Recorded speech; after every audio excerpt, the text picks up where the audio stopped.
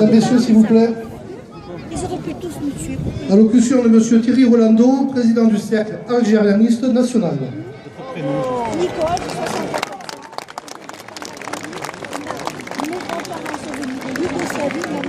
Mon cher Robert, maire de Béziers, vous pouvez applaudir encore aujourd'hui pour son action.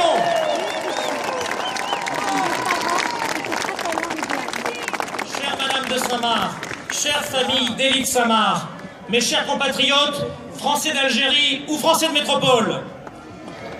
Élie Samar, oui, était un homme d'honneur.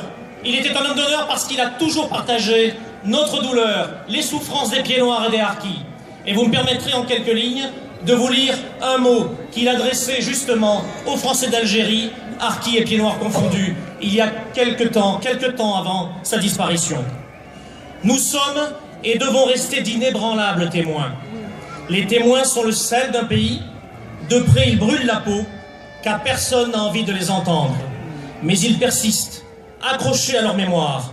Ils possèdent la résistance des grains de sable. C'est l'immense responsabilité qui nous incombe. Éviter que nos enfants aient un jour les dents gâtées par les raisins verts de l'oubli. Écrire et raconter inlassablement pour expliquer. Ouvrir les portes à ceux qui refusent l'oubli et cherchent les traces du passé. Car le passé reste essentiel, non par nostalgie ou polémique, mais parce qu'il éclaire le présent, qui tient lui-même l'essentiel de l'avenir. Dans la suite des temps et la succession des hommes, il n'y a pas de destin isolé.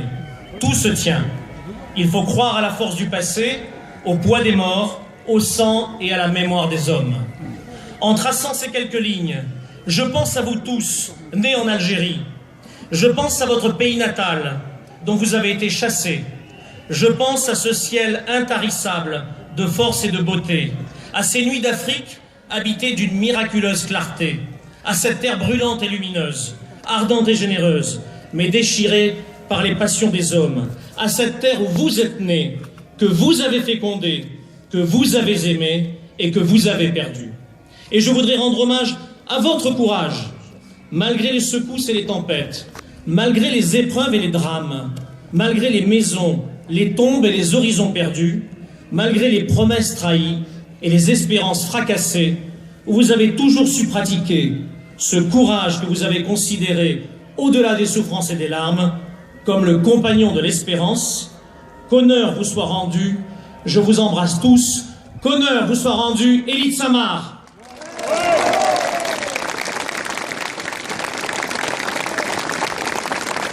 Madame Blandine de Bellecombe, fille du commandant Benoît de Samar.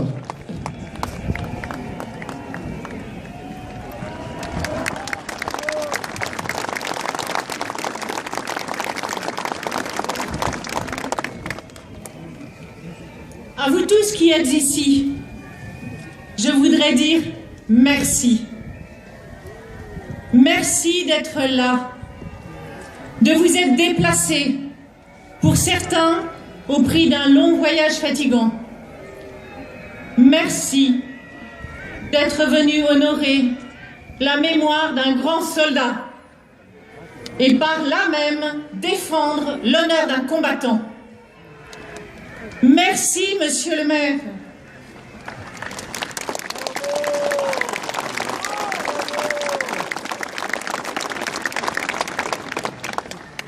De nous accueillir courageusement autour de cette cérémonie à travers laquelle vous honorez la mémoire. Mémoire d'un homme, mémoire d'un combat, mémoire d'un pays. Mémoire d'un homme qui a fait de sa vie un long combat pour vivre debout, en conciliant honneur, fidélité et respect de la parole donnée.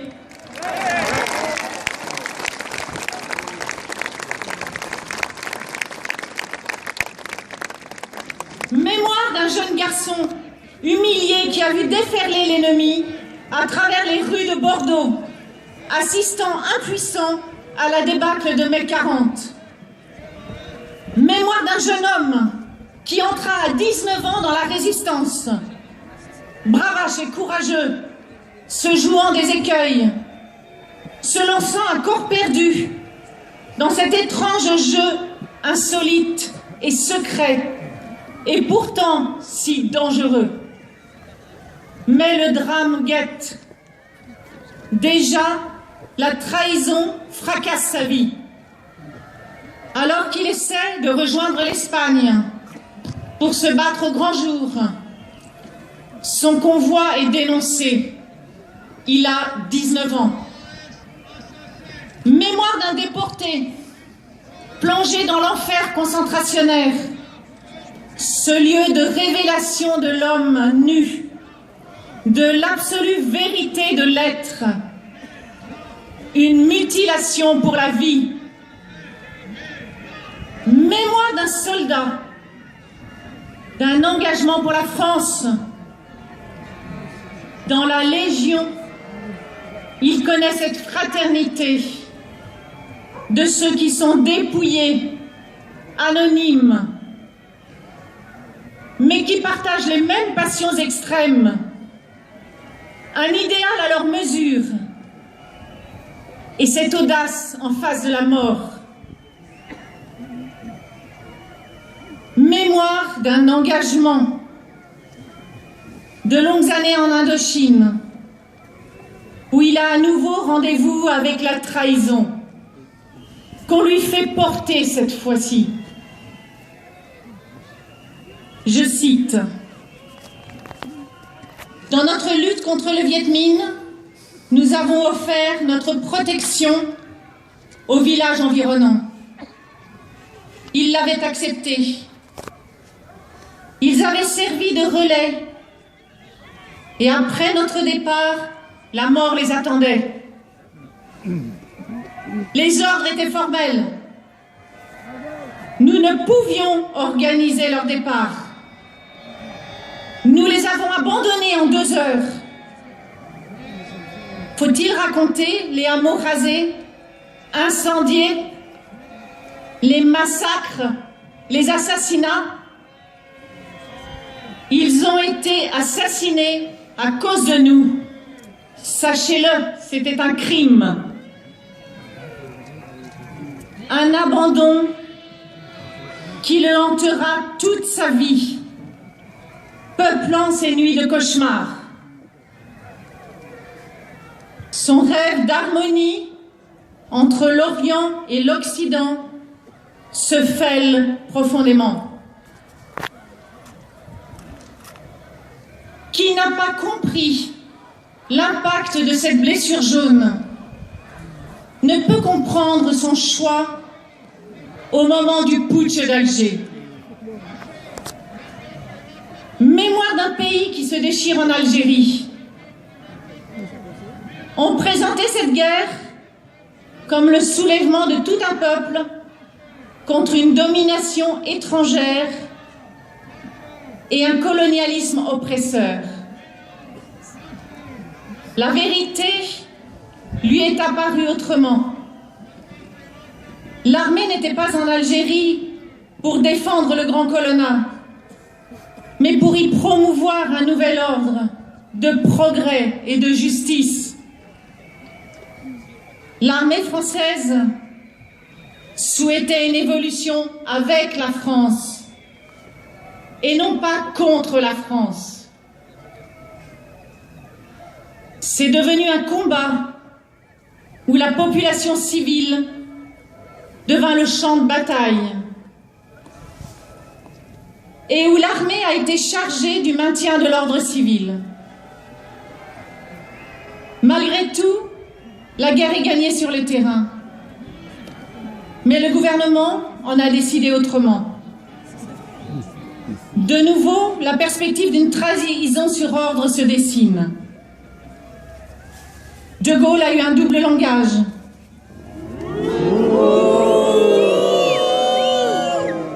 Entamant des pourparlers avec le FLN, alors qu'il continuait à soutenir apparemment l'armée. Le même scénario se renouvelle. Il va falloir que l'armée se replie et abandonne ce qui lui avait fait confiance, qu'il l'abandonne au massacre. Monsieur le Président, on peut tout demander à un soldat, même de mourir, c'est son métier, mais pas de se parjurer.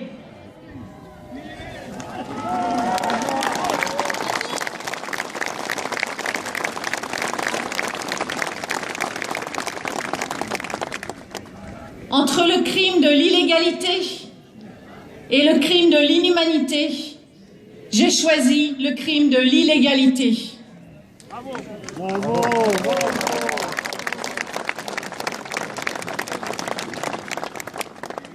En quelques heures, cet officier légaliste est devenu un officier rebelle, passible d'une balle dans la peau dans les fossés de Vincennes, pour l'honneur qu'il a préféré aux honneurs. Puis de mauvais accords ont été conclus, transformant une victoire en défaite honteuse, attisant les haines et vengeances, signant ainsi l'arrêt de mort de centaines de milliers de harkis, fidèles entre les fidèles.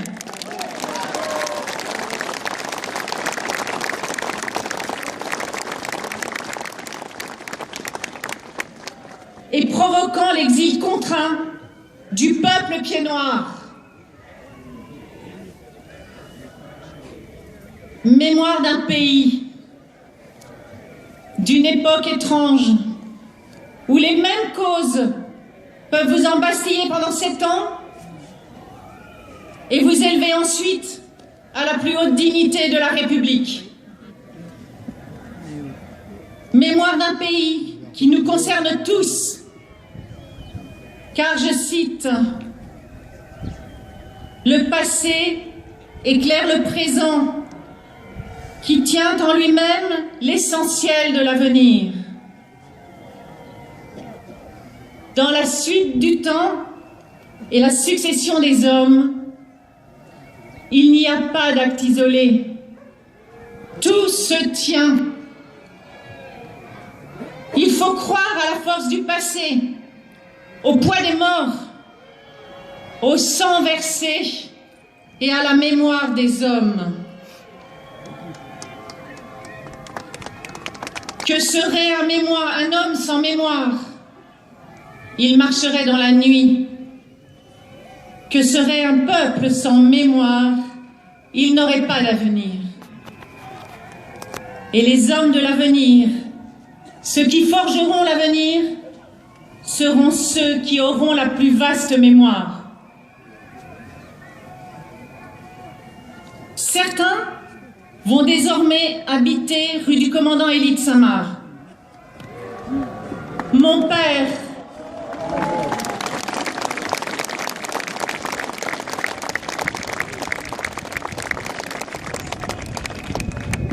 lui, a rejoint sa dernière demeure. Il est rentré chez Dieu comme on rentrait chez soi, sans bruit, dans le silence. Insensiblement, il a glissé d'un monde à l'autre. Et la mort l'a surpris dans le maquis de Provence, perdu dans le vieil argent des oliviers, absorbé par le chant du monde. Qu'il repose en paix, lui qui n'a jamais connu la paix.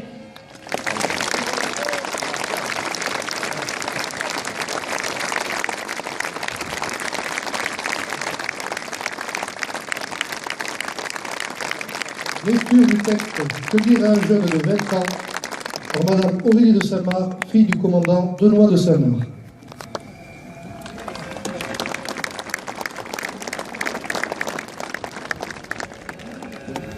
Nous avons souhaité vous lire le testament spirituel que notre Père a laissé à la jeunesse. Que dire à un homme de 20 ans? Quand on a connu tout et le contraire de tout, quand on a beaucoup vécu et qu'on est au soir de sa vie, on est tenté de ne lui rien dire, sachant qu'à chaque génération suffit sa peine, sachant aussi que la recherche, le doute, les remises en cause font partie de la noblesse de l'existence. pourtant, je ne veux pas me dérober. Et à ce jeune interlocuteur, je répondrai ceci en me souvenant de ce qu'écrivait un auteur contemporain. Il ne faut pas s'installer dans sa vérité et vouloir l'asséner comme une certitude, mais savoir l'offrir en tremblant comme un mystère.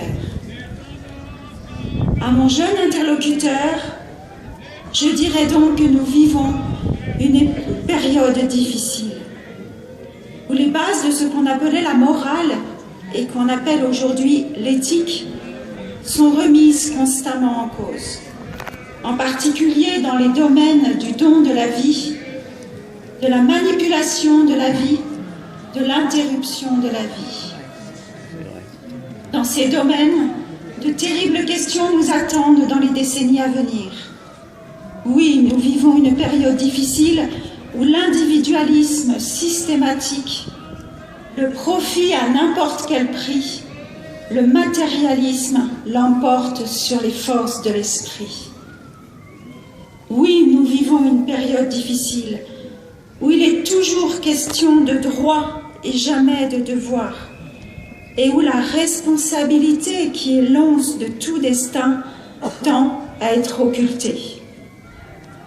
Mais je dirais à mon jeune interlocuteur que malgré tout cela, il faut croire à la grandeur de l'aventure humaine. Il faut savoir jusqu'au dernier jour, jusqu'à la dernière heure, où est son propre rocher. La vie est un combat. Le métier d'homme est un rude métier. Ceux qui vivent sont ceux qui se battent. Il faut savoir que rien n'est sûr, que rien n'est facile, que rien n'est donné, que rien n'est gratuit. Tout se conquiert, tout se mérite. Si rien n'est sacrifié, rien n'est obtenu. Je dirais à mon jeune interlocuteur que pour ma très modeste part, je crois que la vie est un don de Dieu et qu'il faut savoir découvrir, au-delà de ce qui apparaît comme l'absurdité du monde, une signification à notre existence. Je lui dirais qu'il faut savoir trouver, à travers les difficultés et les épreuves, cette générosité, cette noblesse, cette miraculeuse et mystérieuse beauté éparse à travers le monde. Qu'il faut savoir découvrir ces étoiles qui nous guident où nous sommes plongés au plus profond de la nuit et le tremblement sacré des choses invisibles. Je lui dirais que tout homme est une exception, qu'il a sa propre dignité et qu'il faut savoir respecter cette dignité. Je lui dirais qu'envers et contre tous, il faut croire à son pays et en son avenir. Enfin, je lui dirais que de toutes les vertus, la plus importante parce qu'elle est la motrice de toutes les autres et qu'elle est nécessaire à l'exercice des autres, de toutes les vertus, la plus importante me paraît être le courage, les courages, et de celui, et surtout celui dont on ne parle pas et qui consiste à être fidèle à ses rêves de jeunesse. Et pratiquer ce courage, ces courages, c'est peut-être cela, l'honneur de vivre.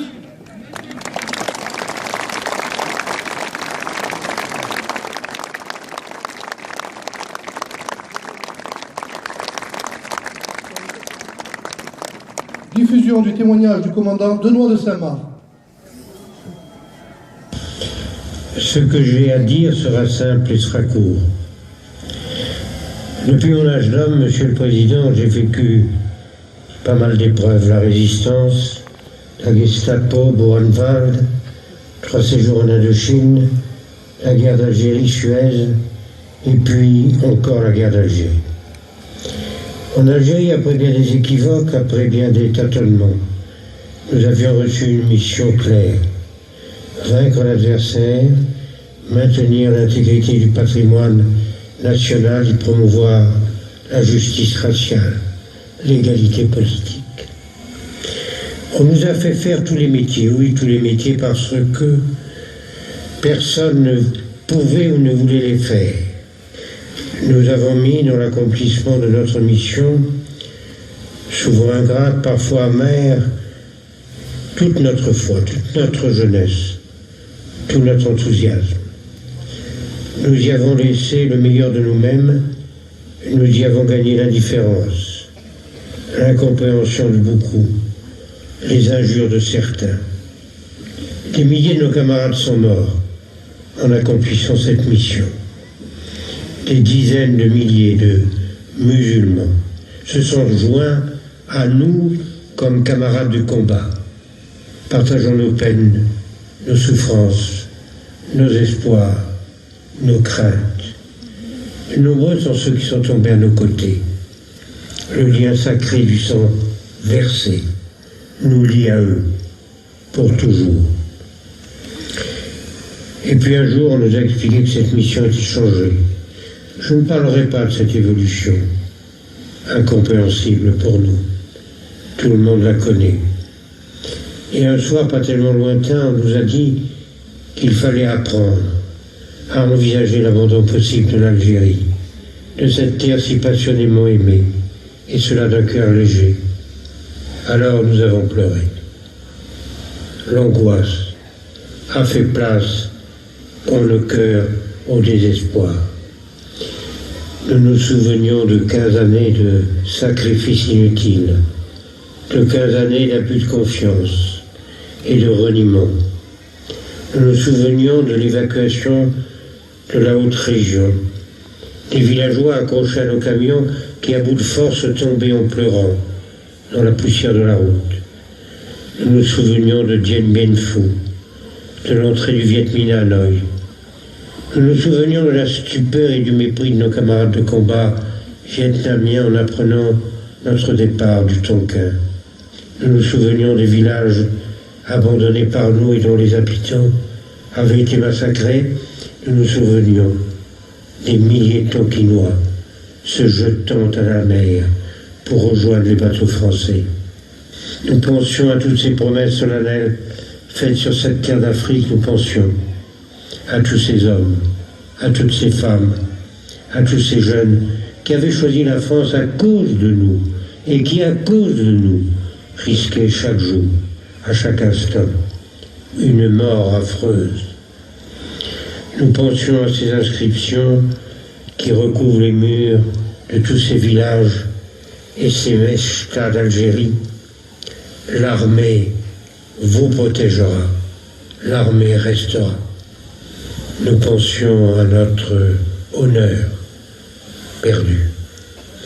Alors le général Charles est arrivé, ce grand chef que nous aimions et que nous admirions, et qui, comme le maréchal de Lattre en Indochine, avait su nous donner l'espoir et la victoire.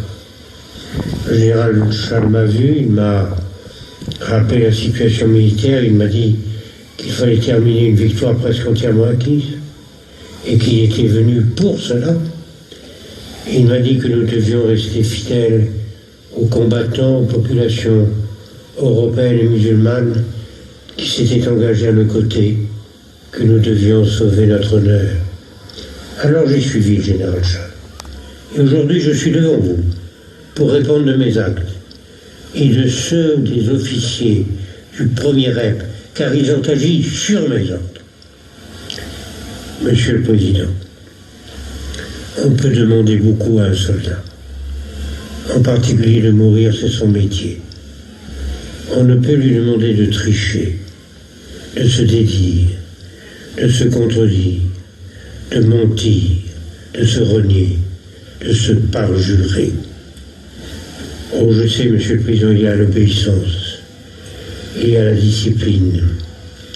Ce drame de la discipline militaire a été douloureusement vécu par la génération d'officiers qui nous a précédés, par nos aînés. Nous-mêmes l'avons connu à notre échelon modeste jadis, comme élève officier. Croyez bien que ce drame de la discipline a pesé à nouveau lourdement et douloureusement sur nos épaules devant le destin de l'Algérie terre ardente et courageuse, à laquelle nous sommes attachés aussi passionnément qu'au sol de nos provinces natales. Monsieur le Président, j'ai sacrifié 20 années de ma vie à la France. Depuis 15 ans, je suis officier de Légion. Depuis 15 ans, je me bats. Depuis 15 ans, j'ai vu mourir pour la France des légionnaires étrangers peut-être, par le sang reçu, mais français, par le sang versé. C'est en pensant à mes camarades, à mes sous-officiers, à mes légionnaires tombés au champ d'honneur que le 21 avril, à 13h30, devant le général Charles, j'ai fait mon libre choix. J'ai terminé, Monsieur le Président.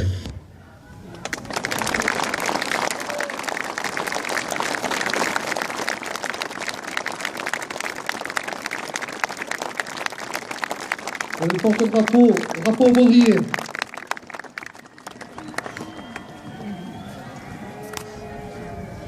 Dévoilement de la plaque inaugurale par M. Robert Ménard, maire de Béziers, en présence des membres de la famille du commandant Benoît de Samar et de M. Thierry Rolando.